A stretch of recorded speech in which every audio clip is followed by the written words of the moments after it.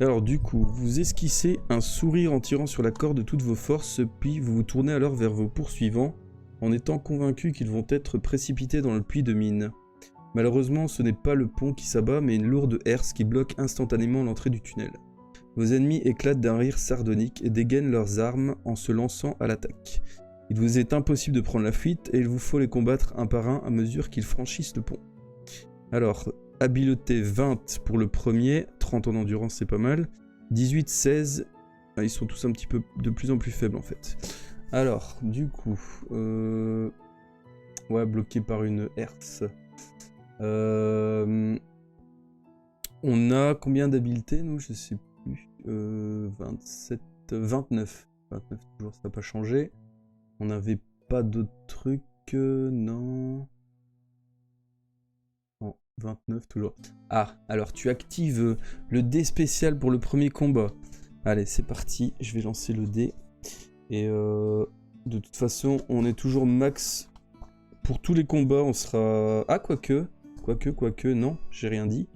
Puisqu'on est à 9, du coup, on n'est pas max pour le premier. Par contre, pour les autres, on le sera, mais ici, on est dans l'avant-dernière colonne.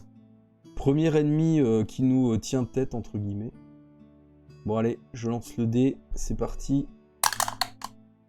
Et c'est 9. Ça, c'est du bon jet, à mon avis.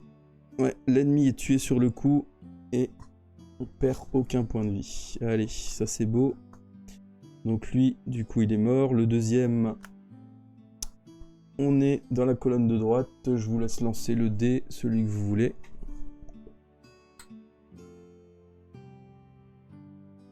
Alors, comment vous trouvez ma petite tour à dés? Est-ce qu'elle est sympa? Alors, 8. 8, ça sera... tué sur le coup. Bah, le deuxième ennemi. Alors, je trouve qu'elle est chouette, franchement. Regardez. Vraiment une belle gueule. Elle est légère. Elle est solide. Cadeau de ma sœur.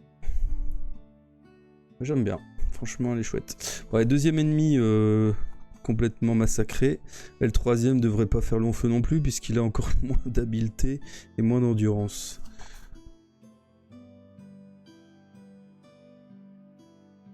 Allez. Troisième. 7. Alors, 18 x 2, 36. Et on perd 0. Donc, ouais, one shot aussi. 261. Putain, il rigolait, mais je pense que... il aurait peut-être pas dû. Alors, vous trouvez les objets suivants sur le premier cadavre que vous fouillez. 8 pièces d'or, on est max, je pense. On peut pas dépasser 50 de toute façon. Et des provisions équivalentes à un repas. Ah, ça c'est cool ça. Par contre, le repas, je le prends. Mais on est déjà à 1. Et on est full. Du coup... qu'est-ce qu'on fait? Ça c'est le problème quoi de la place dans l'inventaire. On va regarder plus loin s'il n'y a pas d'autre chose. Vous vous apprêtez à examiner les autres corps lorsque vous entendez des bruits de pas précipités qui s'approchent de l'autre côté de la salle. Vous tirez à nouveau sur la corde et à votre grand soulagement, la herse se relève, libérant l'entrée du tunnel. Vous précipitez sous la lourde grille de fer et vous enfuyez en courant le long du souterrain. Vous n'êtes pas obligé de prendre le repas après, ou alors on vire la potion de somnifère, je sais pas si on en aura encore besoin.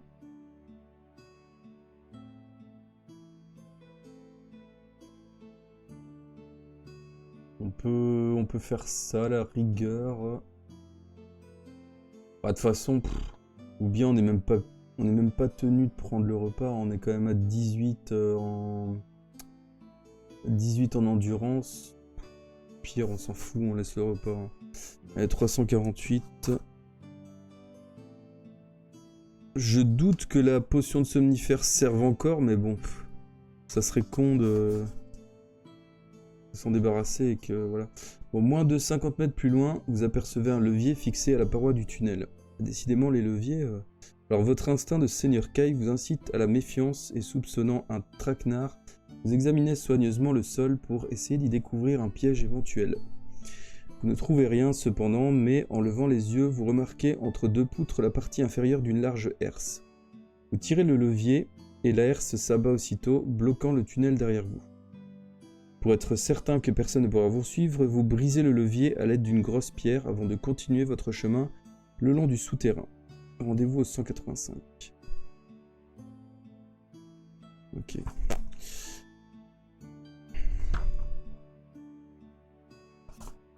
Vous avez faim et il vous faut à présent prendre un repas, sinon vous perdrez 3 points d'endurance. Bah ouais, super, merci.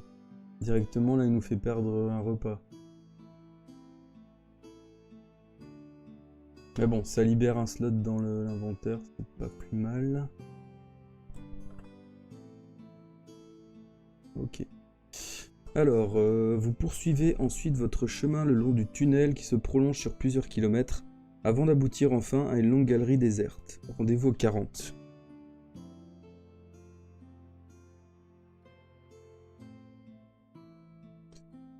« 40, ici. Alors, des chariots de mine vides sont alignés sur une voie ferrée, le long d'un tunnel qui s'ouvre dans le mur ouest de cette galerie. Au-dessus de l'entrée du tunnel, un escalier de bois mène à un couloir plus étroit éclairé par la flamme vacillante d'une torche. Vous restez caché dans l'ombre en observant la galerie pendant une demi-heure. Vous estimez alors que vous pouvez y pénétrer sans risque. Si vous souhaitez suivre la voie ferrée en direction de l'ouest, 55. Si vous préférez monter l'escalier pour explorer le passage auquel il mène, 291. Si vous maîtrisez la discipline Kai de l'orientation et si vous avez gagné le rang d'aspirant ou rang supérieur, 349. Bon bah, on a tout ça. Du coup, 349. Alors, en jugé par l'usure du sol et des chariots de minerai, il semble que cette galerie desserve l'un des secteurs principaux de la mine. Un courant d'air frais souffle du tunnel orienté à l'ouest et vous sentez que vous ne devez plus être loin de la surface. Rhiannon se trouve à l'ouest, dans la direction où mène le tunnel. Prenez alors une profonde inspiration, puis, émergeant de l'ombre, vous traversez silencieusement la galerie pour suivre la voie ferrée. 55. Du coup, c'était bien la voie ferrée qu'il fallait prendre.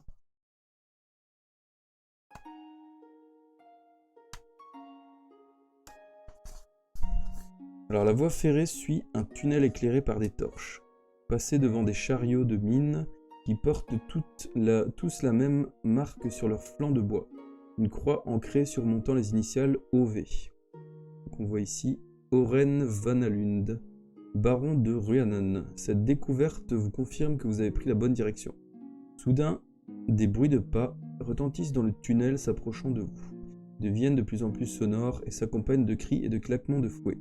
Si vous souhaitez vous cacher dans l'un des chariots vides, 161. Si vous préférez vous dissimuler dans l'ombre des murs du tunnel, 286. Ah, le premier sondage de la soirée. C'est vrai que ça faisait longtemps qu'on n'avait plus choisi une direction. Alors, se cacher. Donc on a dit dans le chariot. Ou ils mettent dans l'ombre.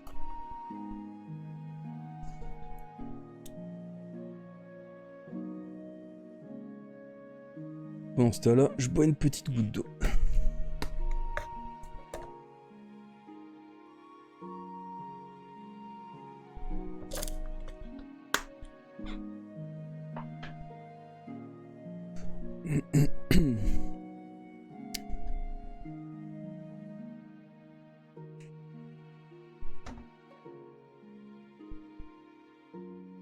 Alors, dans l'ombre pour l'instant.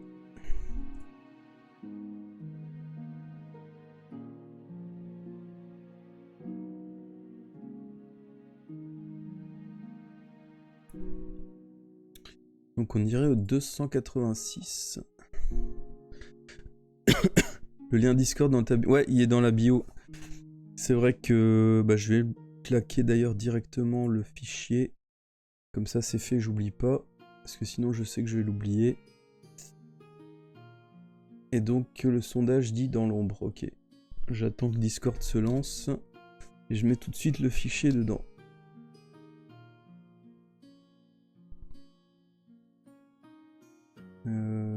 Bon, Discord, tu peux te lancer, merci.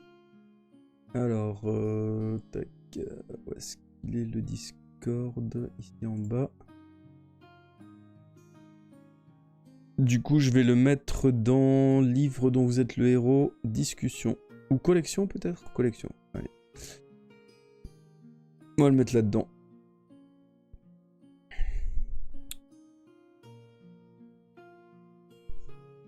Voilà.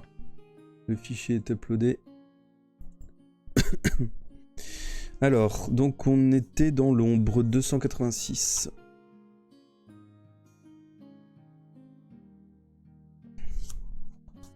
Alors, vous attendez en retenant votre souffle. Bientôt, une rangée d'hommes au visage hagard passe devant vous, encadrés par des brigands qui frappent ceux qui hésitent ou s'écartent de la file. Chacun de ces hommes reçoit l'ordre de pousser un chariot le long du tunnel. Quelques instants plus tard, ils sont hors de vue. Vous attendez encore, puis lorsque vous estimez qu'il n'y a plus de danger, vous reprenez votre chemin dans le tunnel en prenant soin de vous dissimuler dans l'ombre. Enfin, vous arrivez au bout du souterrain et vous émergez dans la lumière du jour. Un peu plus loin à votre gauche, vous apercevez une forêt touffue. La voie ferrée mène à un portique dressé au-dessus d'un entassement de minerais. C'est là que se trouvent à présent les hommes et les gardes que vous avez vus passer. Vous vous précipitez en direction des arbres que vous parvenez à atteindre sans avoir été repéré. Vous arrêtez un instant pour reprendre votre souffle, puis vous poursuivez votre route dans la forêt en direction de Rhiannon. Rendez-vous 200. Si on finit le livre assez tôt, ce qu'on peut faire, c'est qu'on pourra se faire une partie de The Road. Si vraiment le bouquin se termine assez... Enfin, on va dire avant 22h30, un truc comme ça. Alors, la forêt grouille de brigands, mais vos réflexes sont prompts. Votre habilité de Seigneur Kai vous permet de ne pas être repéré. Vous arrivez enfin de l'autre côté de la forêt touffue. Au-delà s'étendent des plaines dépourvues d'arbres. Il faut traverser pour atteindre Rhiannon. Le spectacle qui s'offre à vos yeux est singulièrement inquiétant. Une grande partie de la ville minière a été en effet incendiée. Les boutiques, les maisons, les tavernes qui s'alignaient le long des rues ne sont plus que des tas de cendres fumantes. Vous craignez alors que Rhiannon n'ait été entièrement détruite. Une faible brise cependant dissipe bientôt les nuages de fumée qui masquent les ruines comme des rideaux gris et vous apercevez une barricade dressée autour d'une tour de pierre. Une bannière en lambeaux flotte au sommet de la tour et une lueur d'espoir s'allume aussitôt en vous. Il s'agit là en effet du drapeau de Sommerlund. L'habituel soleil qui symbolise votre pays est ici bordé d'une sous-tache blanche indiquant que ce drapeau appartient à un régiment de la cavalerie royale. Soudain, un craquement retentit derrière vous. Vous faites aussitôt volte-face et vous apercevez 3 brigands qui s'avancent dans votre direction. La pointe d'acier de leurs lances scintille, on dirait que ces armes ont été trempées dans un liquide clair et gluant. Si vous maîtrisez la discipline Kai de la chasse, ou s'il vous est déjà arrivé de visiter Crick-en-Gorn, rendez-vous au 45. Si vous souhaitez affronter les brigands, 133. Si vous préférez prendre la fuite, vous devrez traverser la plaine en courant pour essayer d'atteindre Rhiannon qui se trouve à 800 mètres de distance. Alors, on n'a pas la chasse, je pense. C'est un des derniers qui nous manque d'ailleurs. On a le camouflage, donc on n'a pas la chasse. Je sais pas si on a visité Crick-en-Gorn, ça me dit rien du tout ce truc. Vous vous souvenez de ce nom ? Ou alors c'est le village qu'on a... J'ai aucune idée de ce truc. Crick-en-Gorn, ça vous dit quelque chose ?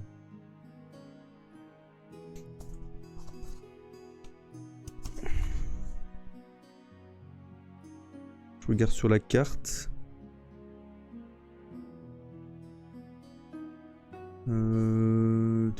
Où est-ce que c'est ?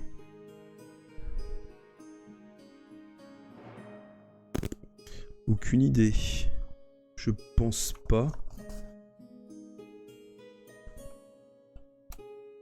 Alors je tape sur Google.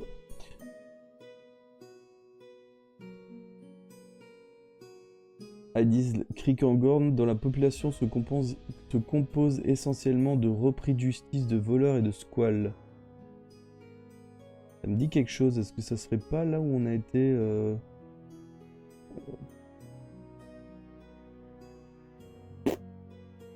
Mais c'était dans la traversée infernale apparemment. D'ailleurs, ils devraient le préciser hein, parce que... Dans la traversée infernale, est-ce qu'on avait visité un endroit où il y avait des voleurs et tout ça, des repris de justice? Ça vous dit quelque chose ou pas?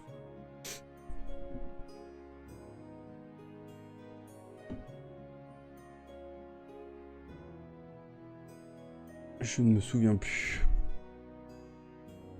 Au pire, soit on les affronte, soit on court. Qu'est-ce qu'on fait?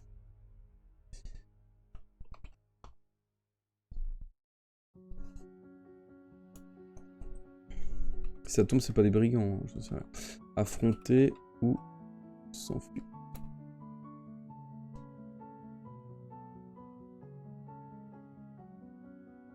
Bon, au pire, c'est pas grave si on doit retourner en arrière. On a encore 5 vies, on est large. Hein. Prends la fuite. Ok.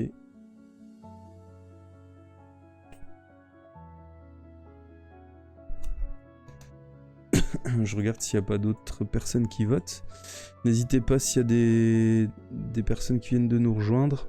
Vous pouvez participer au vote.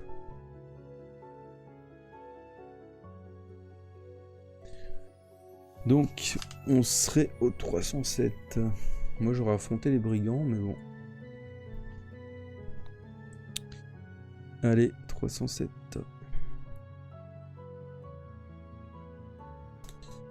Alors, des groupes de brigands sortent de la forêt fouettés par des sergents furieux qu'ils vous aient laissé échapper. Cette vision vous incite à hâter le pas. Parcourez les 100 premiers mètres sans difficulté, c'est alors que des flèches commencent à tomber autour de vous. Vous baissez aussitôt et vous courez en zigzag, constituant ainsi une cible difficile à atteindre. Peu à peu, le nombre de flèches diminue sans que vous ayez été touché une seule fois. Les vains efforts des archers vous font sourire, mais votre confiance en vous-même est bientôt ébranlée par un nouveau péril. Une meute de chiens de guerre vient en effet de surgir de la forêt à votre droite. De toute évidence, ils sont assoiffés de sang, personne n'est là pour les retenir. Vous êtes à moins de 500 mètres de Rhiannon, mais les molosses se rapprochent à une allure inquiétante. Si vous souhaitez, essayez de courir plus vite dans l'espoir de les distancer, 225. Si vous préférez vous arrêter et les combattre, 36. Alors, qu'est-ce qu'on fait? Combattre? Oui ou non?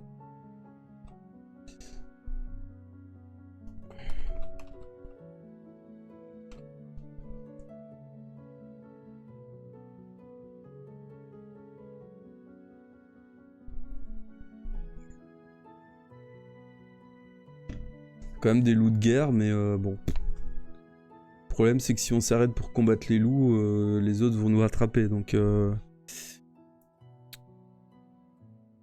Courir plus vite aussi, à mon avis, ils vont nous rattraper quoi qu'il arrive. Hein. 225.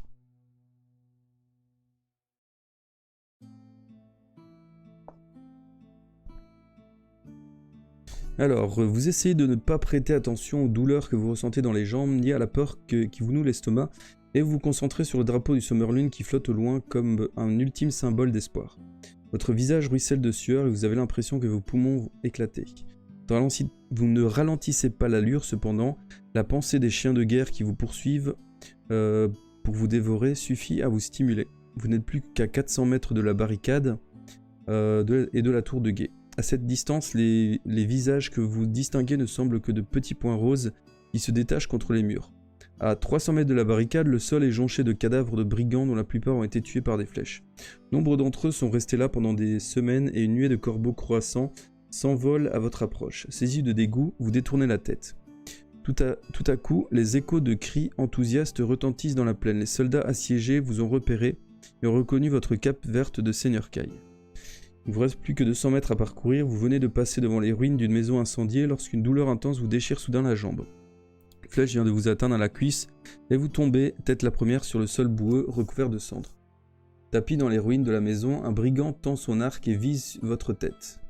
Utilisez la table de hasard. Donc, chiffre entre 1 et 5, 6 à 9 et 0. Alors, qu'est-ce qu'on fait? Ne serait-ce pas là un lancer critique? Faut-il utiliser la tour AD? Je rappelle que le brigand peut nous one-shot. À mon avis, il doit avoir une des trucs où c'est la mort. Enfin, je pense. Allez, on va utiliser la tour AD. Attention. Et on fait un 8. Alors, 300. Ça sent bon, ça. Un hurlement d'épouvante et de douleur retentit. Le tireur isolé s'abat sur le sol, sous le poids d'un chien de guerre qui vient de lui sauter à la gorge. D'autres molosses attirés par ces cris terrifiants se précipitent à leur tour et l'homme est bientôt déchiqueté par les crocs puissants des créatures sanguinaires. C'est bon ça, en plus s'ils s'attaquent entre eux. Alors levant le regard, vous voyez un homme surgir de la barricade et courir vers vous. Il porte un bouclier dans une main et un arc dans l'autre. Vous le reconnaissez aussitôt, c'est le capitaine Gaïal. Hors d'haleine, il parvient jusqu'à vous et tire une flèche de son carquois. Les chiens de guerre, lassés de leur victime, cherchent à présent une autre proie et se dirigent vers vous. Le capitaine vise et tire, puis prend une autre flèche dès qu'il a relâché la corde de son arc. Les chiens de guerre s'effondrent sur le sol tout autour de vous, transpercés par les projectiles mortels du capitaine Gaïal. Ce dernier vous empoigne par le bras et vous hisse sur son épaule d'un geste bref. Il vous emporte ensuite vers la barricade. Des soldats du Sommerlund courent vers lui pour l'aider, mais les archers ennemis sont maintenant à portée de tir et vos compatriotes sont contraints de battre en retraite sous une pluie de flèches. Projectiles écarlates sifflent de tous côtés. Finalement, vous atteignez la barricade. Des soldats écartent un chariot et le capitaine Gaïal franchit la brèche en vous portant toujours sur son épaule. Proche de l'épuisement, il chancelle et ses hommes se précipitent sur lui pour le soutenir avant qu'il ne s'effondre sur le sol. 341. J'avoue que c'est des sacrés chiens de guerre, mais ils n'ont pas fait le poids contre le capitaine, fameux capitaine Gaïal. Alors, nous avons survécu. Un cercle de visages qui n'ont pas été rasés depuis plusieurs jours vous entoure. Un soldat vous soulève doucement la jambe tandis qu'un autre arrache la flèche enfoncée dans votre cuisse. Son geste a été si rapide que vous n'avez pas même eu le temps de pousser un cri de douleur. Vous avez eu de la chance, Seigneur Kai, dit le soldat en appliquant des herbes de l'homme-spur sur votre membre blessé. La blessure est propre et elle n'a pas beaucoup saigné. Vous perdez 4 points d'endurance, mais l'action rapide de cet homme vous a évité d'avoir la jambe infectée. Il perd quand même 4 points. Il n'est pas rien.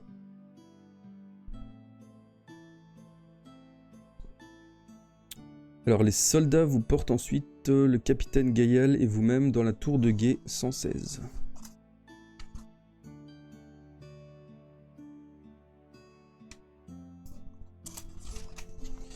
Alors j'espérais bien que le roi enverrait un détachement pour partir à notre recherche, dit le capitaine Gaïal qui a retrouvé à présent toutes ses forces. Je commençais à être fatigué de cette ville. Vous vous redressez sur votre paillasse et vous remerciez le capitaine. En agissant avec courage au moment opportun, il vous a sauvé d'une mort certaine. Ce n'est rien comparé à vos exploits, le loup solitaire, répond-il. Votre vaillance est légendaire et votre présence ici vaut celle de 100 hommes. Vous demande de lui parler de votre mission et vous lui racontez les événements qui vous ont conduit à le retrouver. Votre marche vers le sud, la perte de vos hommes, la traversée des mines de Maken et les brigands, oui les brigands, les hommes d'un certain Baraka, dit le capitaine Gaïal d'une voix qui exprime tout le mépris qu'il leur porte à eux et à leur chef. Nous avons eu tous les deux à souffrir des méfaits de Baraka. Il y a un mois, il m'a tendu une embuscade sur la voie de Rhiannon en compagnie de ces renégats vassaconiens. Nous étions largement surpassés en nombre et le combat fut acharné, mais finalement, nous avons réussi à leur échapper et à nous réfugier ici à Rhiannon. Depuis ce temps, nous avons été assiégés sans relâche en espérant qu'on nous enverrait de l'aide. Nous avons suffisamment d'armes pour leur résister, mais nous commençons à manquer de vivres et d'eau. Vous lui demandez ensuite ce qui est advenu des habitants de Rhiannon. La plupart sont devenus des esclaves de Baraka, qui les a emmenés dans les mines pour lui servir de main-d'œuvre. En dehors de vous, un seul homme a pu s'échapper des mines et survivre aux attaques des chiens de guerre et des patrouilles des brigands. Cet homme est le baron Oren Vanalund. Venez, je vais vous conduire auprès de lui. Le capitaine Gaïal vous mène à la plus haute salle de la tour de guet et pousse une porte ornée de ferrures. La vision qui s'offre alors à vous vous remplit de chagrin et de pitié. 318. Qu'est-ce qu'on va apercevoir ici? Alors, il a tout perdu, son château, ses terres, sa ville et sa famille. C'est encore joli comme illustration. Hein. Alors, Oren Vanalund est le 15e baron de Rhiannon. C'est un noble guerrier de lignée royale, 5e dans l'ordre de succession du trône de Sommerlund. Ce seigneur de guerre, vaillant et orgueilleux d'ordinaire, est à présent prostré sur le sol de pierre froide de cette salle, l'œil rouge et la voix gémissante. On dirait un chien peureux, il a tout perdu, dit le capitaine Gaïal à voix basse. Baraka détruit son château, saccagé ses terres et sa ville, massacré sa famille. Ses fils sont morts et sa fille unique est retenue prisonnière par Baraka lui-même. Bien peur que ces terribles épreuves ne lui aient fait perdre la raison. L'homme pitoyable affalé devant vous se lève alors, devant vous lève alors son visage baigné de larmes et marmonne d'une faible voix deux étranges vers. Ok. Quand mourra sur l'autel la Vierge aux cheveux blonds des gorges de Maken, les morts se lèveront. Si vous possédez un rouleau de parchemin, 279, sinon 57. Et on l'a, le rouleau de parchemin, il me semble. Hein. Je vous demande confirmation, mais je pense qu'on l'a, ça me dit quelque chose. On a trouvé ça, je pense, au tout début du bouquin. Je vérifie. Parchemin, ouais, 84, on l'avait trouvé. Ouais.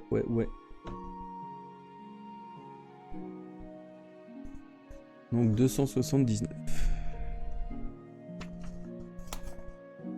Alors tandis que vous déroulez le parchemin dont vous commencez à lire la sinistre prophétie, le baron se lève avec difficulté et répète mot pour mot chaque vers de la terrible strophe, sa voix s'élevant comme un écho de la vôtre. Au soir de la pleine lune, en un temple profond, sacrifice viendra à jamais réveiller les légions d'un seigneur trop longtemps oublié. Quand mourra sur l'autel la Vierge aux cheveux blonds, des gorges de Maken, les morts s'élèveront pour exiger enfin la rançon des guerriers. Alors il faut que vous la sauviez, loup solitaire, dit le baron d'une voix tremblante d'émotion, il faut que vous empêchiez le sacrifice. Sauver qui? Qui doit-il sauver? Interroge le capitaine Gaïal tout en essayant de calmer le baron en émoi. Ma fille Madelon, répond ce dernier. Baraka a découvert le poignard de Vashna et le projet de sacrifier ma fille sur l'autel du temple pour libérer les morts des gorges de Maken. Le baron explique alors qu'au temps de la lune noire, le roi Ulnar du Sommerlune tua Vashna, le plus puissant des maîtres des ténèbres à l'aide du glaive de Sommer, l'épée du soleil. Le corps du chef ennemi, ainsi que les cadavres de tous ses soldats furent précipités dans les abîmes sans fond des gorges de Maken. Baraka veut réveiller ses légions, poursuit le baron, et les amener à la victoire en conquérant tout d'abord le Sommerlune, puis l'ensemble des fins de terre. Vous observez le baron d'un silence impressionnant. Si Baraka parvient à accomplir le sacrifice, tout sera perdu. Quelle armée de mortels pourrait enfin résister aux légions des morts? Le capitaine Gaïal vous entraîne ensuite hors de la pièce, dont il referme la porte derrière lui. Je craignais qu'il ne soit fou, dit-il, mais votre parchemin vient hélas de confirmer mon pire cauchemar, il dit bien la vérité. Tandis que vous repensez à l'effroyable signification de ces quelques vers, votre sombre méditation est soudain interrompue par le son aigu d'une corne de guerre. Capitaine Gaïal s'approche d'une meurtrière et scrute la plaine. Lorsqu'il se trouve à nouveau vers vous, il a le teint gris comme la cendre. Les brigands, murmure-t-il. Il lance une attaque. Si vous possédez l'épée du capitaine Gaïal, 327, sinon 289. Je crois qu'on a les... Oui, on a son épée. On l'avait récupérée, hein, vous confirmez. Hein. Ouais, l'épée du garde du roi, c'est ça. On l'a. Hein. Bounty, tu confirmes, hein, c'est bien cette épée-là, je pense. Du coup, je pense qu'on va lui donner.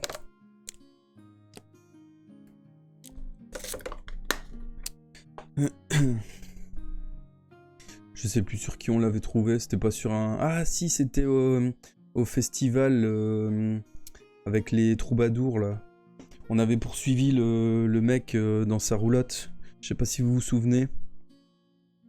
Et du coup, le gars nous avait... il avait volé le glaive, il avait dit. Ouais. Alors, 327. Vous tirez l'épée de votre ceinture et vous l'offrez au capitaine. Une expression de surprise et de contentement apparaît sur son visage tandis qu'il examine la lame. « J'espérais plus jamais revoir ma fidèle épée, dit-il. C'est un bon présage pour la bataille qui nous attend. » Après vous avoir remercié, le capitaine remet son épée dans son fourreau qui jusqu'alors pendait vide à son côté. Rendez-vous au 289. Alors vous suivez le capitaine Gaïal qui descend 4 à 4 le large escalier de la tour de guet, puis se précipite vers la barricade.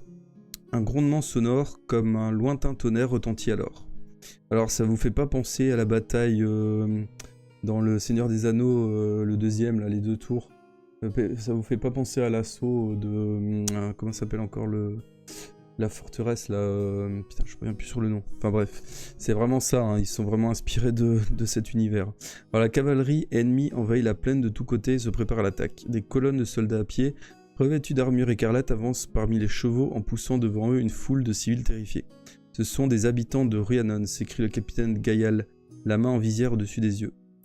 Ce chien de Baraka s'en sert comme bouclier. Autour de vous, les hommes du capitaine Gaïal ont tendu leurs arcs, attendant le signal de tirer. Le capitaine cependant n'ose pas en donner l'ordre. Soudain, une catapulte projette dans l'air un énorme rocher noir en direction de la barricade. Horrifié, vous le voyez prendre feu et se désintégrer en déversant une pluie d'huile enflammée sur les soldats du Sommerlund. Ces derniers ne peuvent s'enfuir, et nombre d'entre eux sont gravement brûlés avant qu'on ait pu éteindre les flammes. Ouais, on voit vraiment ici l'image. C'est un peu mal foutu par contre ça. On dirait une météorite. Alors, un cri de guerre retentit alors dans les rangs ennemis, c'est le signal de l'attaque. Les habitants de Rhiannon sont écartés et piétinés par les hordes de guerriers écarlates qui se portent à l'assaut de la barricade. La pluie d'huile enflammée a dispersé les hommes du capitaine Gaïal et la barricade n'est plus que sommairement défendue. Un instant plus tard, vous entendez le capitaine crier votre nom. Sa cape et sa tunique sont en feu et il vous appelle au secours. Si vous souhaitez aider le capitaine, préférez assembler les soldats avant que l'ennemi n'ait atteint la barricade. Enfin, si vous avez atteint le rang Kai de guerrier, ce qui signifie que vous maîtrisez 8 disciplines Kai 255. 255, hein. Peut-être réussir à le sauver. Il vous faut rassembler les défenseurs Sommerlundais, sinon tout est perdu. Vous ordonnez à 2 soldats de porter secours au capitaine, puis vous sautez sur un wagon, retournez pour observer l'avance des ennemis. Ils ont déjà atteint le périmètre en ruine de Rhiannon et poursuivent leur approche à l'abri des murs encore debout. Vous donnez l'ordre aux soldats du capitaine Gaël de défendre la barricade, mais les guerriers ennemis ne sont plus qu'à une centaine de mètres, et peut-être est-il déjà trop tard pour repousser leur attaque. 186.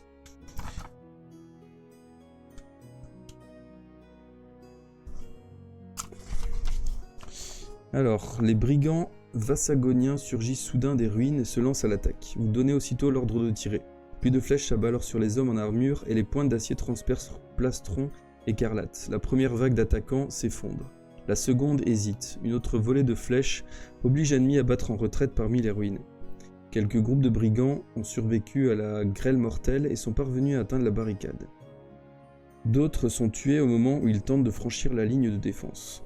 Plus hardis d'entre eux réussissent cependant à passer la barricade à proximité de l'endroit où vous vous trouvez. Soudain, un guerrier à la carrure impressionnante, aux longs cheveux noirs et huileux noués derrière sa tête, couturé de cicatrices, bondit sur le chariot et vous attaque.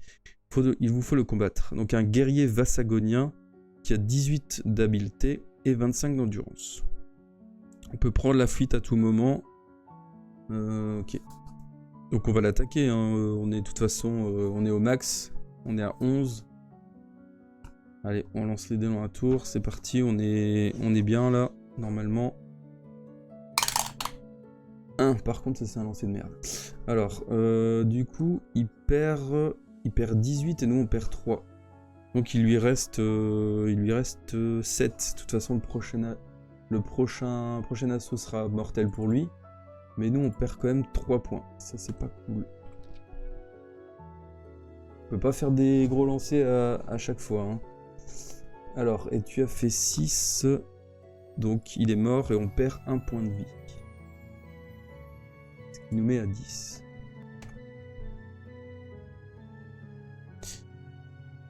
Alors, rendez-vous 243.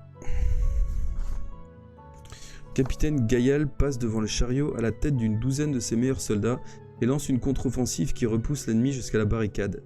Il n'y a pas de survivants chez vos adversaires. Ceux qui ont réussi à échapper aux soldats du capitaine sont en effet abattus par les archers, tandis qu'ils s'enfuient dans la plaine pour tenter vainement de se réfugier parmi les ruines. Un cri de victoire s'élève sur le champ de bataille. Mais à peine ces derniers échos se sont-ils envolés qu'un nouveau danger vous menace. 124.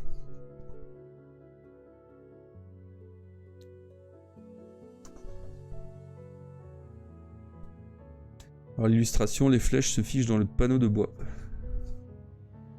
Un bouclier mobile muni de roues avance lentement sur le champ de bataille, semé de cadavres. Il s'approche de la barricade et des flèches bientôt se fichent dans l'épaisseur de son panneau de bois. Ce sont les hommes du capitaine Gaïal qui tirent sans relâche pour essayer d'atteindre les attaquants dissimulés derrière le bouclier. Soudain, une silhouette vêtue d'une toge surgit en brandissant une baguette noire pointée vers la barricade. L'homme est aussitôt abattu par une flèche, mais il a eu le temps de faire jaillir de sa baguette une gigantesque boule de feu qui traverse la plaine, puis vient exploser dans un fracas terrifiant sur la barricade. Des corps sont projetés en tous sens et la barricade elle-même vole en éclats. À travers un nuage de fumée et de cendres, vous distinguez bientôt une ligne de cavaliers qui lance une charge en galopant. Dans la plaine, les soldats sont coiffés de grands aumes empanachés et protégés par des plastrons d'acier d'un rouge écarlate. Dans le sillage de la boule de feu, ils submergent les restes de la barricade en menant une attaque sans merci. L'un des cavaliers se précipite sur vous, la lance pointée sur votre poitrine. Si vous souhaitez combattre cet adversaire, 333. Si vous préférez courir vers la tour de guet, 107. Alors, est-ce qu'on combat ce soldat ou pas? Le sondage est en ligne maintenant.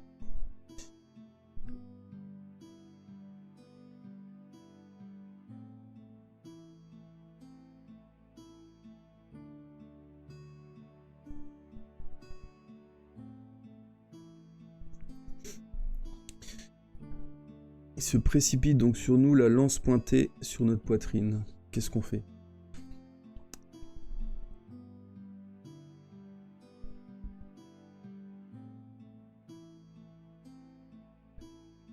Alors plutôt se réfugier vers la tour de guet. Ok. C'est vrai que les adversaires avec les lances, c'est mieux de les éviter parce que on n'a pas l'avantage au niveau distance, quoi. Alors c'est bien 107, hein. 107 pour aller vers la tour de guet. Donc le bandit à cheval vous poursuit, sa lance se rapprochant de votre dos à une allure inquiétante. Vous courez à toutes jambes en direction d'un soldat de Sommerlund qui se trouve juste sur votre chemin, son arc tendu, prêt à tirer. Plongez, vous crie l'archer. Instinctivement, vous obéissez à son ordre, presque en même temps il lâche la corde de son arc. Le bandit à cheval n'est plus qu'à quelques mètres de vous, lorsque la pointe d'acier de la flèche s'enfonce dans sa visière et ressort à l'arrière de son aume, comme une broche transperçant une pomme. Son cheval trébuche et tombe à terre, projetant le cadavre du cavalier à vos côtés. Vous apprêtez à remercier le soldat qui vient de vous sauver, mais celui-ci court déjà vers la barricade. Si vous souhaitez le suivre, 59. Si vous préférez continuer en direction de la tour de guet, 310. Alors, suivre soldat ou tour de guet.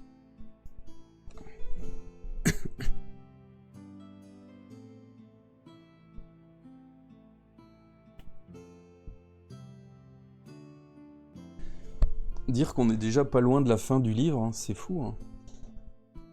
Les livres sont assez vite terminés en fait en deux lectures. Il y a moyen de les faire en 2 heures, quoi, 2h30.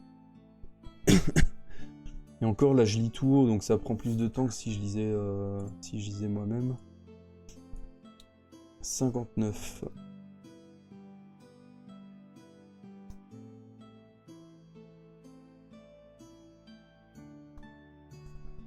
Le capitaine Gaïal et ses hommes sont engagés dans un combat sans merci contre l'ennemi à cheval. Ils sont surpassés en nombre par des adversaires impitoyables dont les chevaux sont équipés de fer hérissés de pointes. Leur technique consiste à projeter leurs victimes à terre puis à les faire piétiner par leur monture. Lorsque vous atteignez la barricade, une autre vague d'attaquants approche.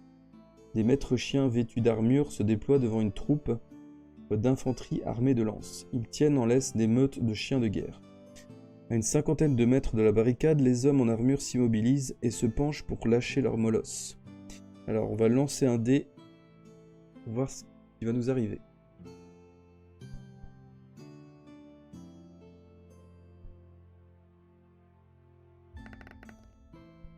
« 7, 260.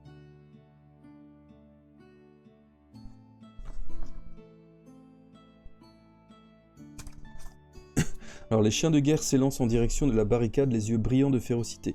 5 de ces molosses ouvrent une brèche dans la barrière en renversant sacs et tonneaux et se jettent sur les soldats qui vous entourent.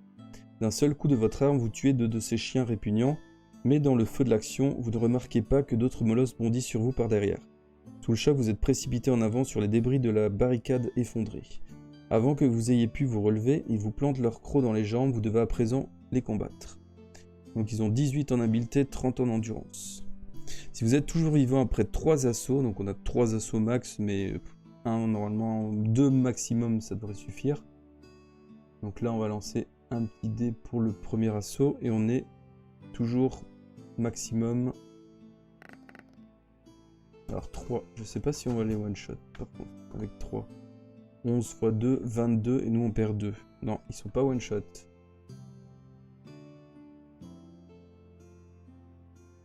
Alors nous on est à 8.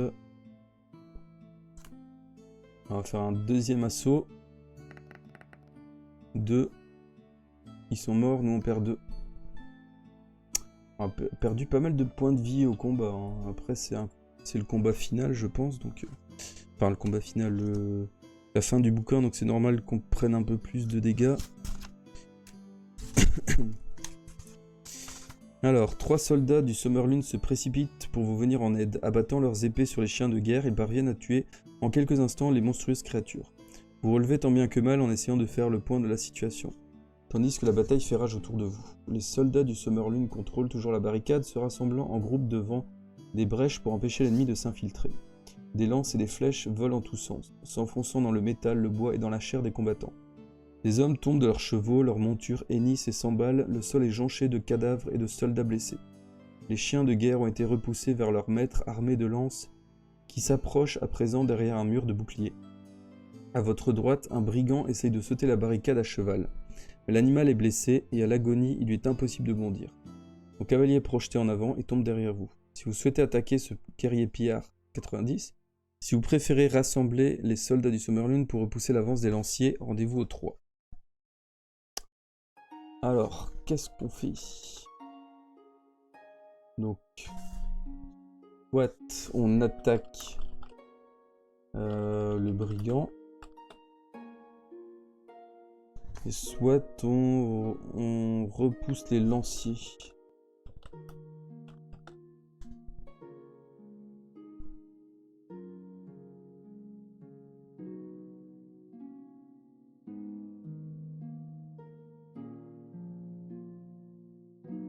Choix compliqué, on va dire. On est dans le feu de la bataille et on nous demande de faire des choix. Feront peut-être en sorte qu'on arrivera à sauver tout le monde ou pas. Enfin, tout du moins à sauver peut-être le capitaine.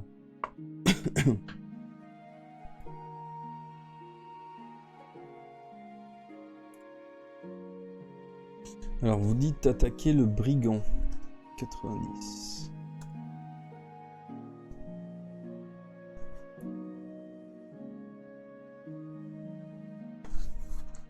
Enfin, le brigand, ouais, c'est le cavalier pillard. Bon, ça va, il est très faible. Enfin, très faible. 17. On a vu pire, mais on a vu mieux aussi. Alors, votre adversaire est un cavalier vassagonien, privé à présent pour l'instant de sa monture. Il est impossible de vous enfuir, vous devez le combattre jusqu'à la mort de l'un de vous deux. Donc il a 17 en habileté, on est toujours maximum, et il a 24 d'endu. Allez, c'est parti. Celui-là devrait pas faire long feu. Ouf, 2. Ah, on le tue pas d'un coup, et on perd 2. On est à 4 quand même, on se met bien en danger aujourd'hui. Le deuxième assaut.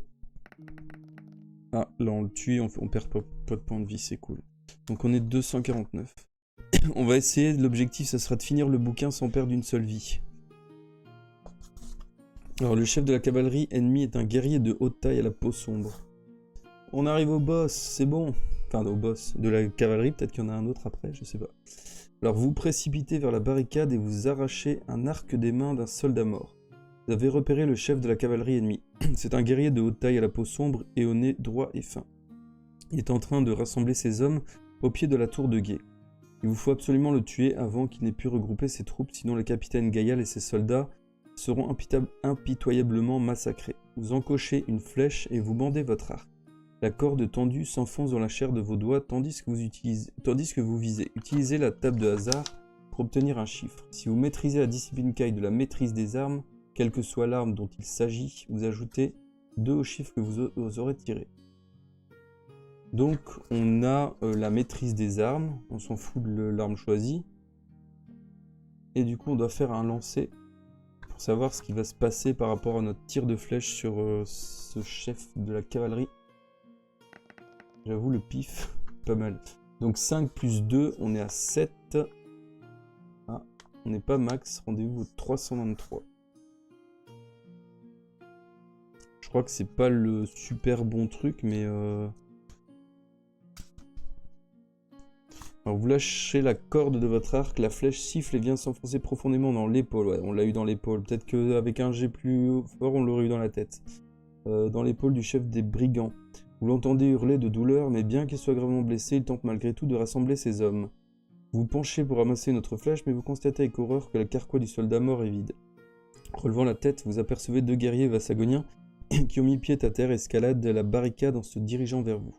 Jetez votre arc et vous courez vers un grand tonneau d'eau défendu par un robuste sergent du Summerlund. Autour de lui, le sol est jonché de cadavres ennemis. Tirez sur le chef, ordonnez-vous en montrant l'officier blessé. Le sergent vise et tire aussitôt une flèche. Celle-ci décrit une courbe dans le ciel, dans un ciel envahi de fumée, transperce le plastron étincelant du chef des brigands.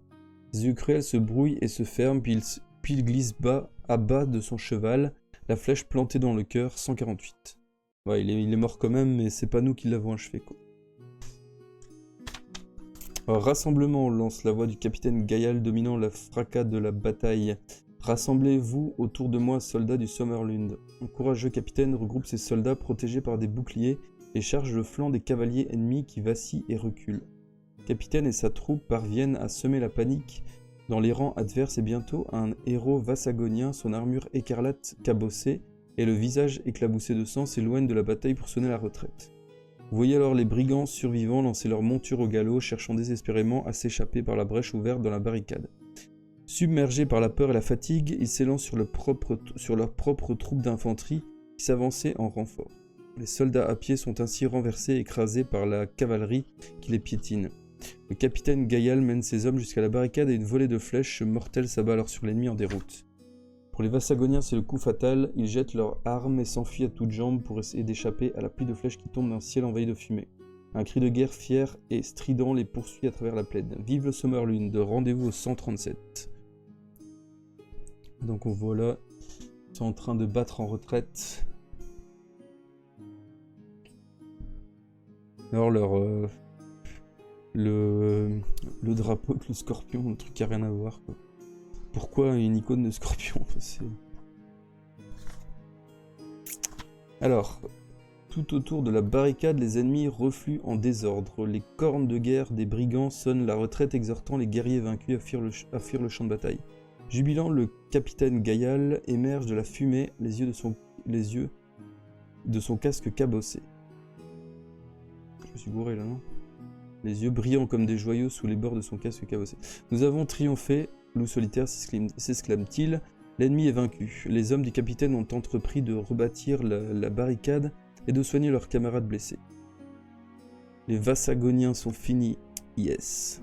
Ouais, je pense que là, on l'a réussi. On a fini le bouquin ou presque. Alors la vue des soldats Summerlundais morts dans la bataille vous attriste, mais vous consolez en songeant que les pertes de vos agresseurs sont infiniment plus lourdes. Le capitaine vous emmène à la tour de guet où l'on soigne vos blessures à l'aide d'herbes de l'Homspur. Vous gagnez aussitôt 6 points d'endurance. Ah, ça c'est cool ça. Hop, on passe à 10.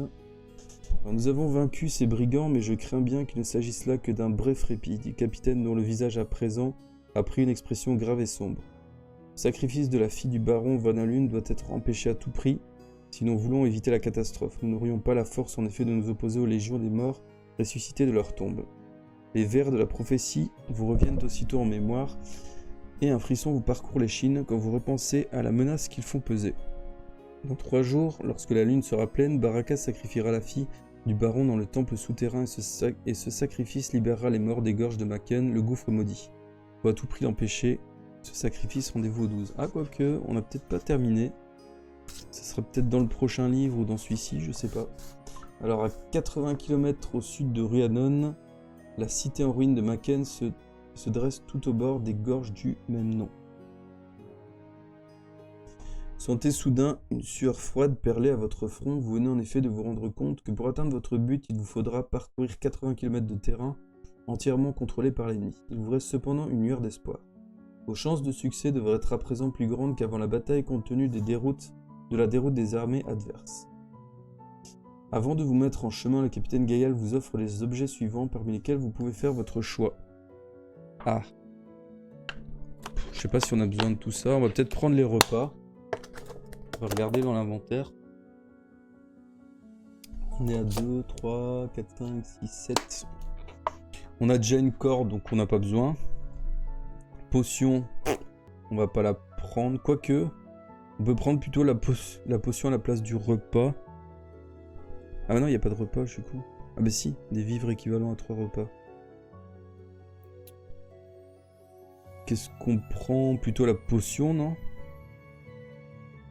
Faites votre choix et modifiez. En gros, ce qu'on pourrait faire... on prend la potion, on l'utilise tout de suite. Bah, on a le droit, hein. Il nous donne la potion, on l'utilise. Moi, je trouve que c'est legit de faire ça. Du coup, on se remet à 14. Et on prend un repas. En fait, ça me paraît logique. Du coup, on va mettre dans l'équipement qu'on est de nouveau à 8 et on a juste un repas, en fait.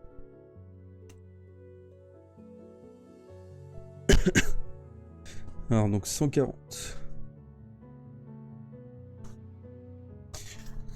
Alors, l'obscurité du crépuscule enveloppe l'avant-poste assiégé de Rhiannon et vous profitez de la nuit pour traverser la plaine jonchée de cadavres en direction du sud. Une ancienne route mène à Maken, mais elle est contrôlée par les guerriers vassagoniens. Ils y sont rassemblés par groupes, soignant leurs blessés et ruminant leur défaite. Bien qu'ils soient abattus et démoralisés, il n'en reste pas moins des ennemis mortels. Il serait trop dangereux d'essayer de franchir leur ligne. Il vous faut donc passer par la forêt pour pouvoir vous cacher. Si vous souhaitez pénétrer dans la forêt à droite de la route, si vous préférez traverser la forêt du côté gauche, 314. Donc forêt, droite ou gauche. Ouais, bah moi j'ai cru aussi que c'était la fin. Je me suis vraiment dit que en fait l'assaut c'était bon quoi, mais apparemment non. C'était trop vite en besogne.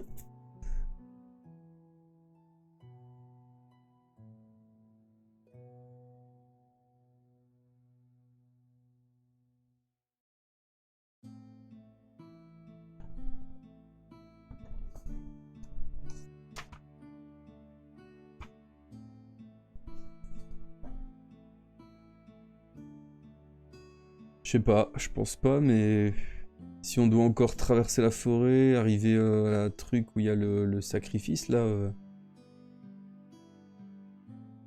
peut peut-être encore en avoir pour un petit moment. Hein. La forêt, c'est 70.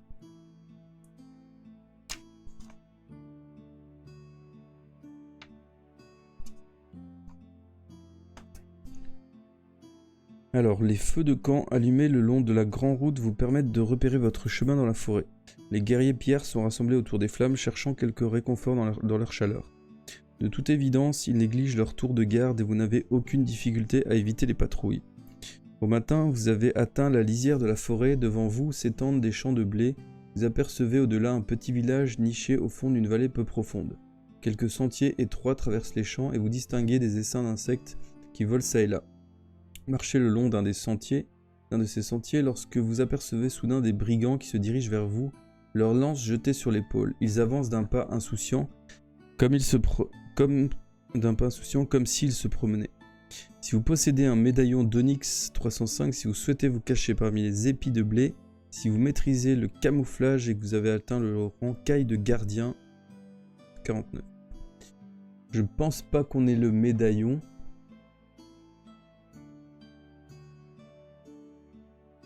Je vais vérifier quand même, mais je pense pas.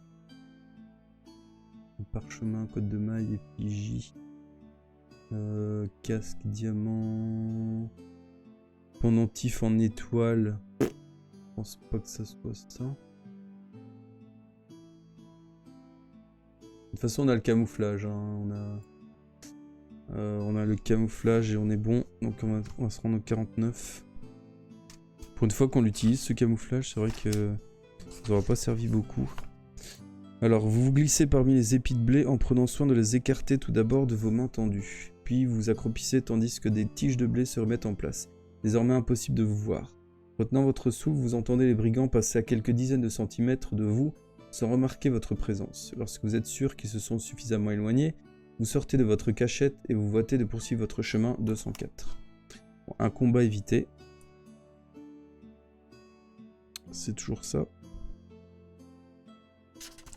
Alors vous contournez un village aux maisonnettes de bois orange et vous traversez les champs en direction d'une éminence boisée. Au-delà de ce monticule, vous pénétrez dans une forêt dense et vous découvrez bientôt un ruisseau d'eau fraîche et bouillonnante. Vous désaltérez longuement et vous vous rendez alors compte que vous êtes affamé. Il vous faut prendre immédiatement un repas, sinon vous perdrez 3 points d'endurance. Bon, le repas, on l'aura pas gardé longtemps.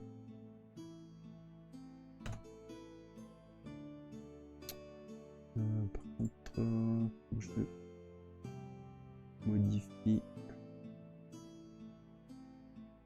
Hop. Alors, on était où? À la nuit tombée, vous parvenez dans la ville de Maken. Des ruines sinistres et envahies de mauvaises herbes de cette cité fantôme s'étendent comme un vaste cimetière baigné de la clarté lugubre d'une lune bientôt pleine.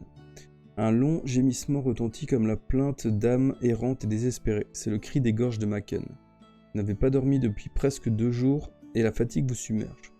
Ramenant votre cape de guerrier caille autour de vos épaules, vous allongez donc pour prendre quelques heures de repos. Vous aurez besoin en effet de toutes vos forces pour mener à bien la tâche terrifiante qui vous attend. 142. Là, on est déjà à Maken, donc c'est là où il y a le sacrifice, je pense. Là, on est dans la crypte. Donc la crypte est gardée par 2 guerriers vassagoniens. L'aube arrive, sinistre et pluvieuse. Un voile de bruine enveloppe la cité fantôme et les gémissements lugubres des vents qui soufflent au fond des gorges de Maken vous mettent mal à l'aise.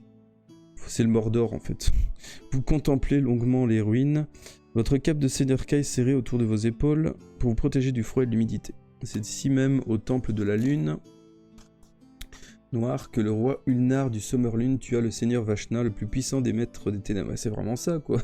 Le combat dans le Mordor, c'est n'importe quoi. C'est vraiment le mec il a plagié à fond quoi. Alors, le plus puissant des maîtres des ténèbres. À l'issue d'un mortel combat livré au bord même de cet abîme, le redoutable maître des ténèbres fut tué par le glaive de Sommer. On dit que son cri de mort lorsqu'il tomba dans le gouffre, c'est vraiment ça quoi, résonnera dans ses profondeurs jusqu'au jour où Vashna se relèvera pour mener sa vengeance contre le Sommerlune de la maison d'Ulnar. Vous sentez votre estomac se contracter à la pensée que ce jour est peut-être venu. 5 heures durant, vous observez la ville morte en notant le moindre détail. Le premier vers de l'étrange prophétie tourne sans cesse dans votre tête. Au soir de la pleine lune, en un temple profond. Ce temple, de toute évidence, se trouve quelque part sous terre, il doit exister un moyen d'y accéder. Mais par où peut-on y entrer? Vous étudiez chaque fissure de terrain accidentée, et vous arrivez à la conclusion que seuls 2 chemins peuvent y mener. Il faut soit franchir la porte d'une crypte, gardée par 2 guerriers vassagoniens, soit descendre un escalier de marbre, qui s'enfonce sous terre entre 2 colonnes en ruine. Si vous souhaitez essayer de pénétrer dans le temple par la porte de la crypte que surveillent les gardes, 183, si vous préférez descendre l'escalier de marbre qui lui n'est pas gardé, rendez-vous au 270.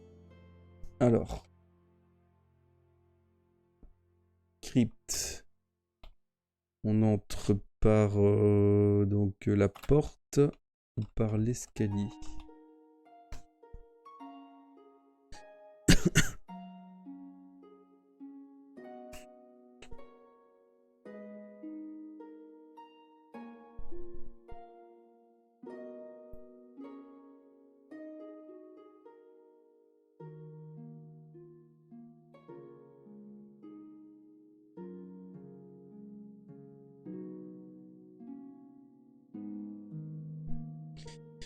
Alors, vous êtes chaud donc de rentrer par l'escalier. L'escalier de marbre, 270. Alors, la pluie et l'obscurité dissimulent votre approche, vous permettant ainsi d'atteindre les marches de marbre sans être vu. L'escalier est envahi de mauvaises herbes et de moisissures, mais un chemin y a été tracé qui permet de descendre dans les ténèbres d'une vaste cave voûtée.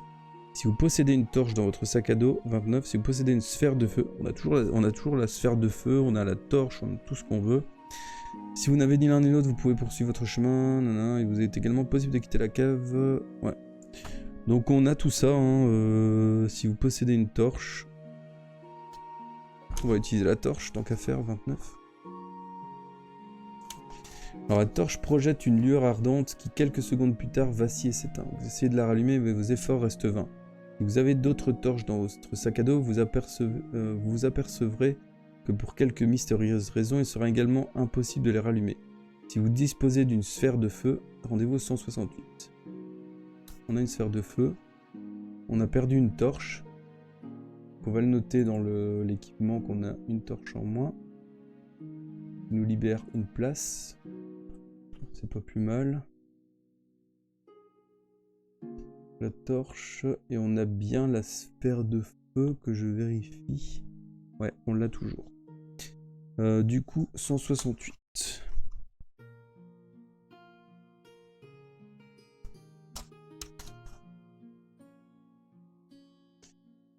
Alors, son regard diabolique suit chacun de vos mouvements. Une gargouille. Alors, vous séparez les deux moitiés de votre sphère de feu et vous les tenez au-dessus de votre tête en reprenant votre marche.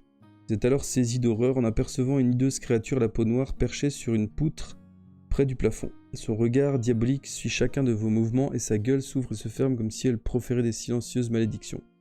Soudain, le monstre s'élance de son perchoir et vous attaque. Si vous possédez le glaive 34, bien sûr qu'on a le glaive, notre fidèle arme, qui nous a sauvés tant de fois. La créature est éblouie par la clarté d'or du glaive de Sommer. Une expression de terreur apparaît sur son visage de vampire et elle s'élance dans les airs pour éviter votre coup. Vous vous préparez à frapper à nouveau, mais en vain, votre adversaire silencieux vient de s'enfuir par une fente du plafond. Vous mettez votre glaive au fourreau et vous poursuivez votre chemin.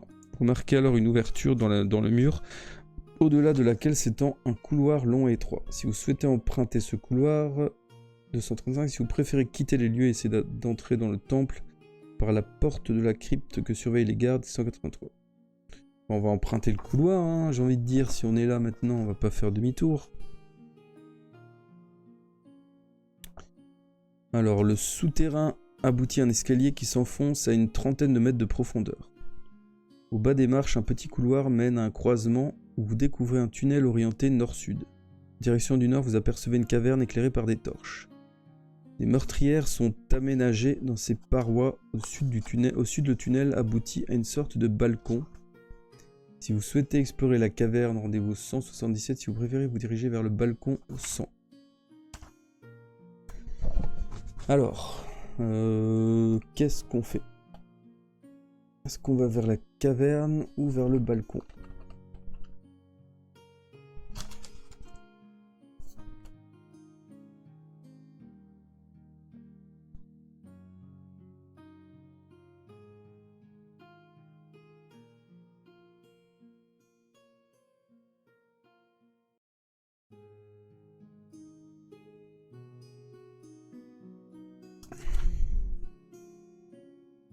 Donc la caverne elle est éclairée par des torches.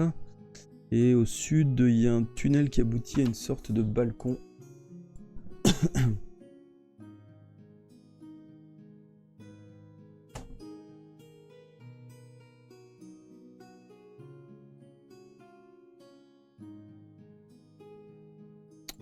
Alors donc, le balcon au 100.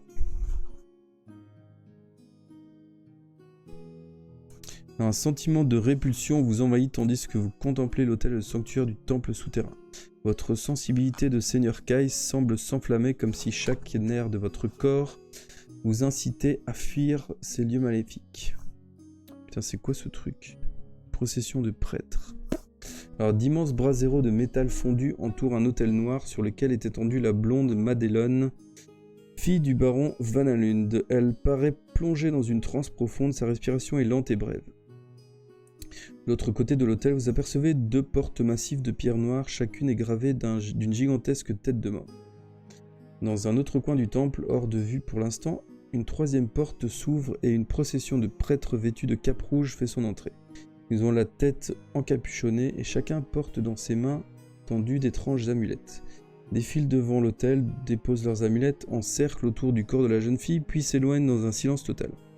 Quelques instants plus tard, vous entendez le son d'un battement de tambour dont l'intensité augmente régulièrement. Des bruits de pas cadencés produits par des bottes aux semelles ferrées résonnent à sa suite. Baraka approche 215. Le final boss, il est là. Il arrive. On n'est pas loin de la fin là. Alors, une odeur de mort et de décomposition flotte autour de Baraka. Chaussé de bottes qui lui montent jusqu'aux genoux, un long cimeterre accroché à sa ceinture, il pénètre dans le temple en claquant derrière lui une lourde porte de pierre d'un geste désinvolte, révélant une force hors du commun. Il reste un instant immobile, puis ouvre les 2 grandes portes noires gravées de têtes de mort. Soudain, une violente rafale de vent s'engouffre dans le temple et un terrible hurlement retentit à vos oreilles. Derrière les portes ouvertes, un surplomb rocheux projette sa silhouette dans l'abîme des gorges de Maken. Vous êtes en train de contempler le gouffre maudit. Ah ben on y est. Alors Baraka se détourne des portes et marche lentement vers l'autel. D'un fourreau caché sous ses vêtements, il tire alors un poignard noir à la lame ondulée, il le brandit dans la lumière, et une flamme bleue jaillit aussitôt le long de la lame d'acier. Les vents glacés des gorges de Maken font vaciller la flamme maléfique. Le sacrifice est sur le point de s'accomplir. Si vous souhaitez attaquer Baraka, rendez-vous au 296 si vous préférez distraire son attention sans l'attaquer, 119. Alors...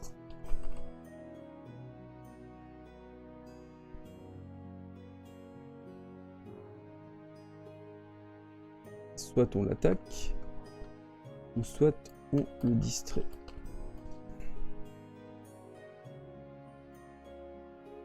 Il n'y a même pas de photo de Baraka là, je suis déçu. On sait qu'on allait quand même voir à quoi il ressemblait. Peut-être que ça sera pour le paragraphe d'après.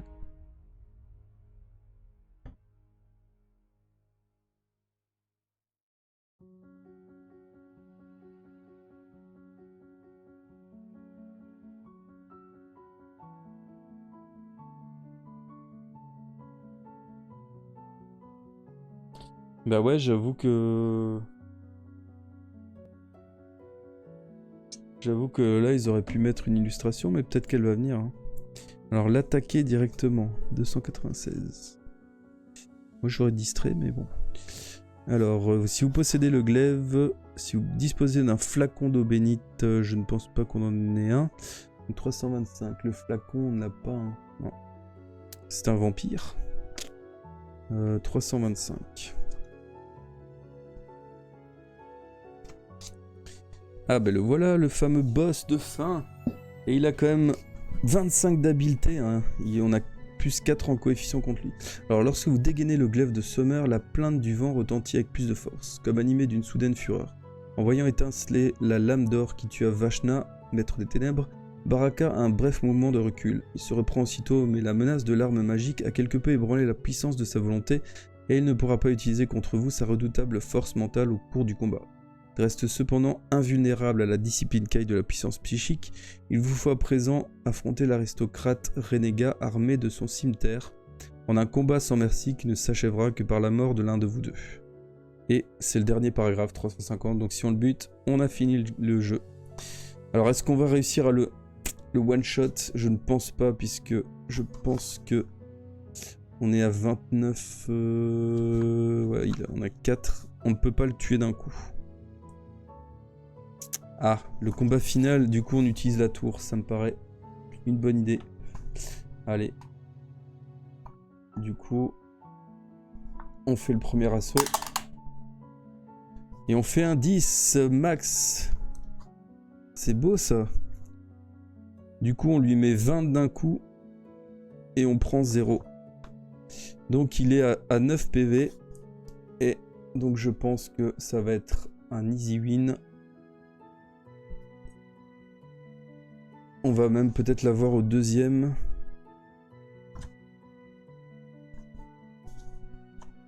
Allez, le deuxième assaut, est-ce qu'on le tue?